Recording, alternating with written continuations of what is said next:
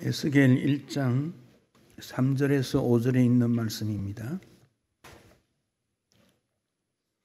에스겔 1장 3절로 5절에 있는 말씀, 구약성경 1150페이지 있습니다.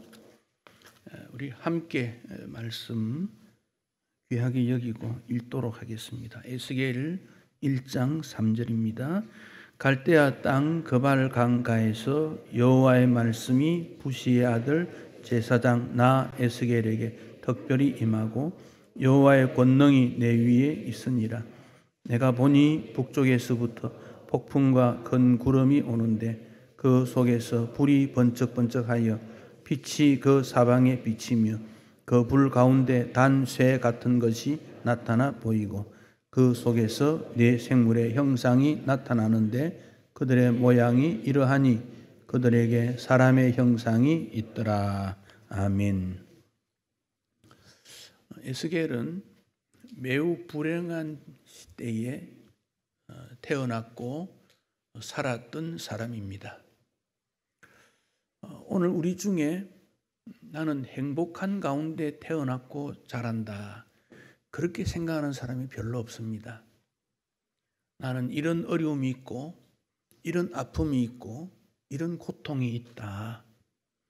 역사나 환경에서도 말할 것 없고 개인적으로도 우리는 그런 생각들을 하고 있습니다. 그런 측면에서 에스겔과 같은 그런 아픔이 우리에게 있지요. 그런 가운데 에스겔이 할 수 있는 것이 아무것도 없다는 거지요.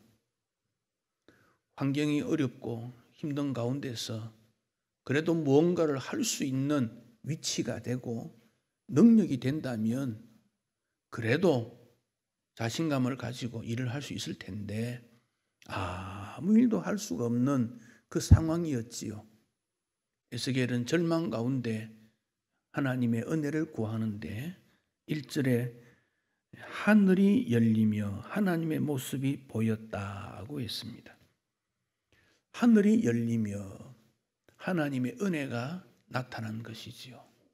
여러분, 세상에 우리가 살지만은 세상의 것이 전부다, 그렇게 생각하면 안 돼요. 우리에게는 하늘의 세계가 열려져 있다는 사실을 믿으시고 확인해야 돼요. 세상은 우리에게 그렇게 유익된 것 많지 않습니다. 조금 있지만은 그러나 나에게 요구하는 게 많고 나를 힘들게 하고 고통스럽게 만들어요.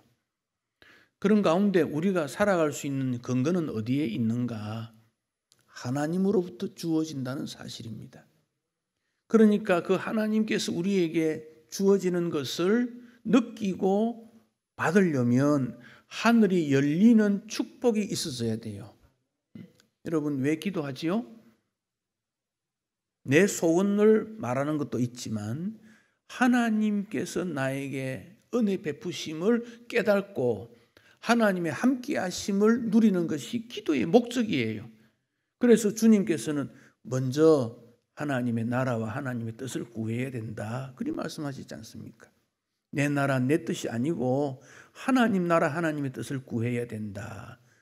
하늘이 열리면 그런 축복이 일어나는 거예요. 여러분, 신앙생활에서 하늘이 열리는 축복이 있기를 바라며 하늘이 열리는 은혜가 있기를 바랍니다. 그래서 여러분은 하늘이 나에게도 열려지기를 기도해야 돼요. 하늘이 열려지기를. 하늘이 열려지면 어두움의 세상이 빛의 세상으로 바뀌어요. 상상할 수 없는 일이 일어나는 거지요. 포로로 잡혀간 그곳에서 무슨 소망이 있겠습니까? 절망뿐이지요.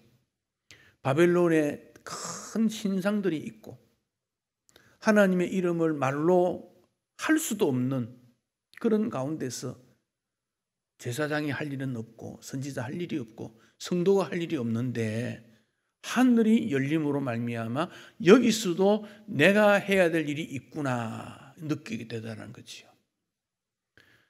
연변에 과학기술대학이라는 게 세워져 있어요. 제가 그것을 한번 가보았는데 참 시설도 환경도 좋게 돼 있어요. 근데 원래 그 땅은 공동묘지였다 그래요. 땅을 구입하려고 하니까 땅을 주지 않으니까 공동묘지 땅을 샀다는 거예요. 그리고 그 땅을 전부 개척해가지고 도로를 내고 건물을 지었어요. 하나님의 영광이 임하면요, 죽음의 땅에도 빛의 땅으로 바뀌는 거예요. 그 공동묘지 땅을 구입했다가 나중에는 화장터가 옆에 있었는데 그것까지 다 구입한 거예요. 그 후에 가서 보는 사람은 어떻게 이런 일이 일어났을까 깜짝 놀라는 거죠. 그 길이 행복로라 그래요. 장례식 일정이 있는 곳이 행복이 없지요. 그런데 이름 그대로 행복한 길이 된 거예요.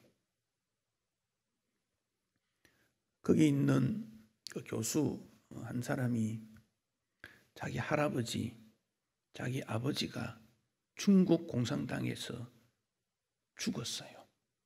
그래서 이 사람은 어머니 배에 있을 때 할아버지, 아버지가 죽었어요. 불행하게 태어났어요. 그 어머니가 그 위에 누나하고 자기하고를 정말 잘 돌봤어요. 눈물로 자란 거지요. 그런데 이 아들이 자란 다음에 대학 교수가 됐어요. 그러니까 어머니는 이 아들을 통해서 이제 뭔가 열매를 맺었겠다 그렇게 생각하는데 연변과학기술대학 교수로 가게 되는 일이 생긴 거예요. 어머니는 절대 반대하지요. 자기도 마찬가지고.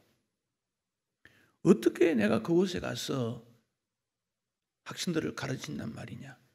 공산당 그러면 이가 부덕부덕 갈리는데 아버지를 죽이고 할아버지를 죽인 그곳에 어떻게 간다는 말이냐. 못 가겠다는 거지요. 그런데 갈 수밖에 없는 상황이 되었어요. 갔습니다. 첫 번째 눈에 띈 것이 공산당원 옷 입은 것. 정말 거슬리지 않겠습니까? 눈을 들어 사람을 볼 수도 없고 다닐 수도 없고 모든 게 싫은 거지요. 내가 평생 이렇게 공부했는데 여기 와서 이렇게 하려고 이렇게 내가 했는가 후회스럽고. 그런데 그곳에서 하늘이 열리는 은혜를 경험하고 하나님께서 주신 사명을 받게 됩니다. 그는 다짐하기를 원수에게도 복음을 전하고 사랑을 외치는 예수님의 정신이 뭔가 그 점을 생각하게 됩니다. 하늘이 열리니까 완전히 달라지는 거예요. 완전히. 생각이 달라지고 마음가짐이 달라지고 행동이 달라지고. 오늘 우리의 삶은 뭔가를 추구하지만은 잡혀지지가 않습니다. 뭘 했습니까? 뭘 이루었습니까? 끝도 없습니다. 세상의 욕망과 타락은 끝이 없습니다. 그런 가운데 우리가 이 땅을 살아갈 때 힘이 되는 것은 하늘이 열려서 하나님의 보좌를 바라보게 되는 겁니다. 그거 일이 우리에게 일어나지 아니하면 우리는 이 땅에 살아가는 의욕도 없고 삶의 가치도 누리지를 못하는 거예요. 에스겔의 심정이나 오늘 우리의 심정이 뭐가 다르겠습니까? 그런 가운데 에스겔에게 하늘이 열리고 하나님의 모습이 보였고 오늘 3절에 보면 에스겔에게 특별히 임하고 여호와의 권능이 에스겔 위에 있게 되어졌다. 여호와의 권능이 있음으로 말미암아 에스겔은 하나님의 사람이 되고 하나님의 뜻을 이루게 된 것입니다. 그러니까 우리에게 가장 큰 은혜는 하나님의 임재입니다. 하나님의 임재, 하나님의 함께하심. 그거보다 더 중요한 게 없어요. 하나님의 임재는 구약 시대는 이런 식으로 간헐적으로 나타나고 특별한 사람에게 나타났는데 신약에 와서는 성령께서 이 땅에 오심으로 모든 사람 마음에 성령께서 함께 하십니다.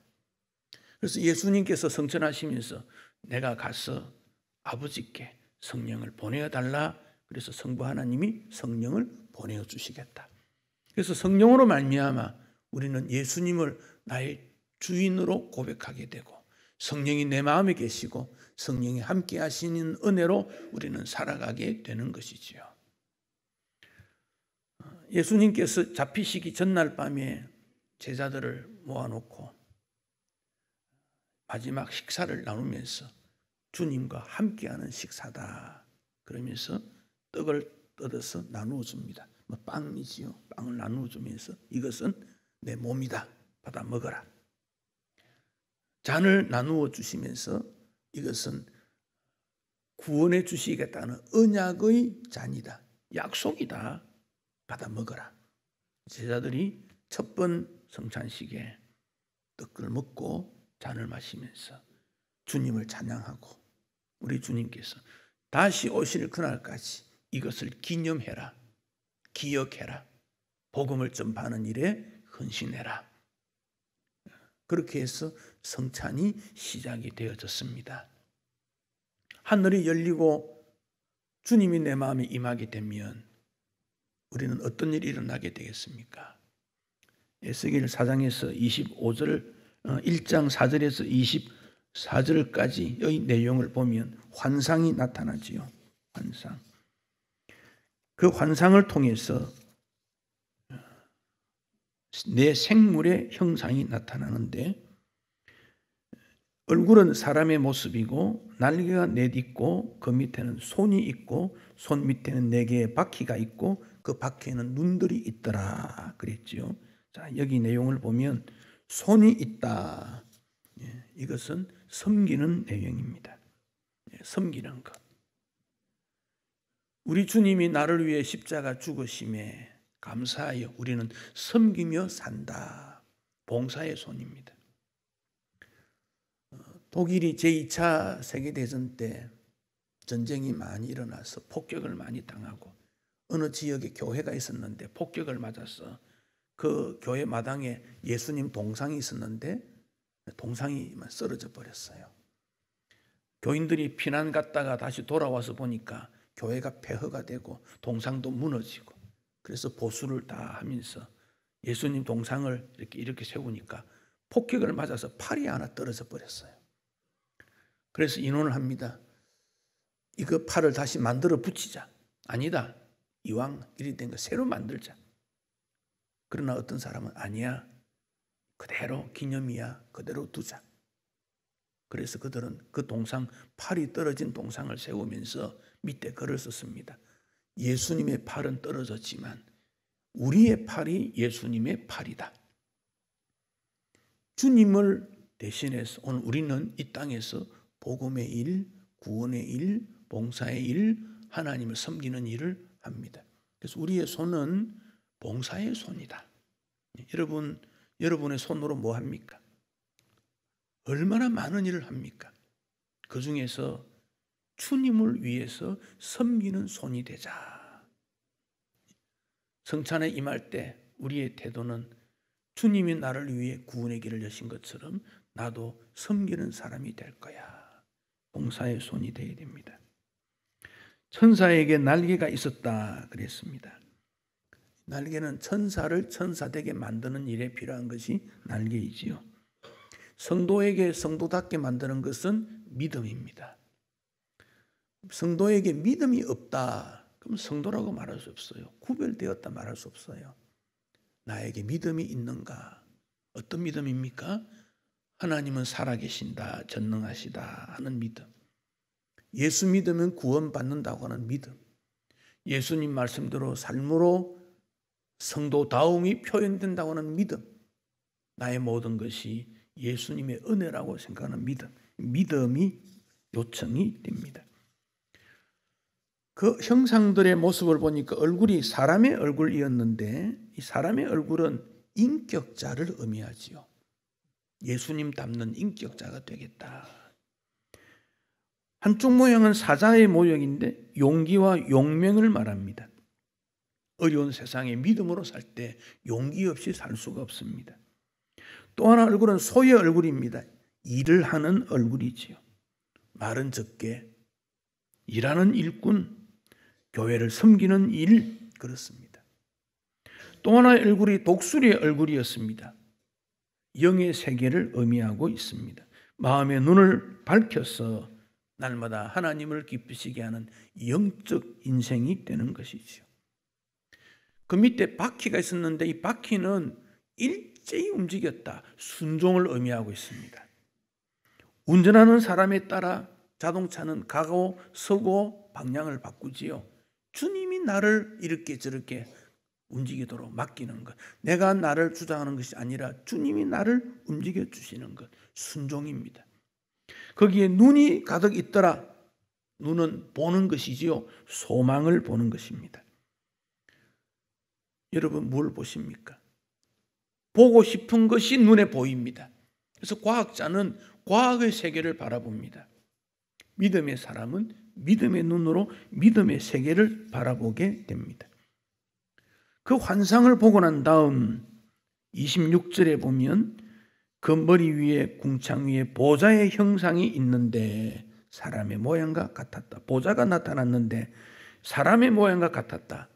이 보좌 위에 있는 사람의 모양은 예수님입니다. 오실 예수님. 오실 예수님. 바빌론 포로 시대에 그들은 절망 가운데 있었을 때 이 땅에 오실 예수님의 구원을 그들은 보고 하나님의 놀라운 은총을 그들은 깨닫게 됩니다. 이 바벨론 포로에서 이와 똑같은 현상이 또 하나 일어나지요. 사드락, 메삭, 아벳느고가 우상에게 절하라고는 느부갓네살 왕의 명령을 거절함으로 뜨거운 불을 붙여서 평소보다 7배나 되는 뜨거운 불에 던져 넣었는데 나중에 보니까 사람들이 그 불 속에 4명이 나타났더라. 사드락, 메삭, 아벳느고 외에 한 사람이 더 나타났지요. 바로 그분은 구약이 나타난 예수님입니다. 죽음을 각오하고 믿음을 지키는 성도들을 주님은 함께 하신다는 것을 보여주며 푸른 불 속에도 하나님의 영광이 나타나는 것을 보여주고 있습니다. 에스겔이 하늘이 열려서 그 모습을 보니까 단쇠, 이런 쇠가 붉게 타오르는 것 같은 그런 모습이 보였는데 그 주변에 광채가 났더라. 불과 광채가 났더라. 하나님의 심판을 의미하고 있습니다. 불은 하나님의 심판을 말합니다. 마지막 날 심판이 임했을 때 모두가 하나님의 심판 앞에 무릎을 꿇을 수밖에 없으나 예수의 보혈이 있는 자에게는 이 심판에서부터 벗어나게 된다고 약속을 하셨습니다. 모세가 이스라엘 백성들을 이끌고 가나안으로 향할 때 고라라고 하는 모세의 사촌이지요. 250여 명의 지도자들과 함께 불평하는 일이 일어났을 때 하나님께서 모세에게 갈라서라 하시고 땅이 갈라지더니 불이 나와 삼켜버렸다. 심판이 있었다. 우리는 창조와 함께 하나님의 이끄시는 섭리와 함께 마지막 종말의 신앙이 있음을 바라보고 그날 심판의 날에 주님 앞에서 두렵고 떨림으로 설 수 있는 믿음 준비, 예수님으로 철저히 하나 되는 이 믿음, 우리는 이 믿음을 철저히 가져야 됩니다. 28절에 사방 광채 모양을 보니까 무지개 모양이 있었습니다. 이것은 하나님의 모형입니다. 노아 홍수 때 하나님의 심판으로 모든 생물들이 죽었습니다. 그때 무지개를 통해서 다시는 물로 심판하지 않는 구원의 은혜를 하나님께서 약속하셨습니다. 에스겔이 어려운 시대 하늘 문이 열리고 하늘이 열리고 그가 본 것은 하나님의 모습인데 그 하나님은 지금도 일하시는 하나님이시더라. 그 하나님은 구원의 하나님이시고 그 하나님은 심판의 하나님이시고 그 하나님은 역사의 주인이시더라. 그 점을 에스겔은 깨달았습니다. 오늘 우리가 믿는 하나님은 어떤 분입니까?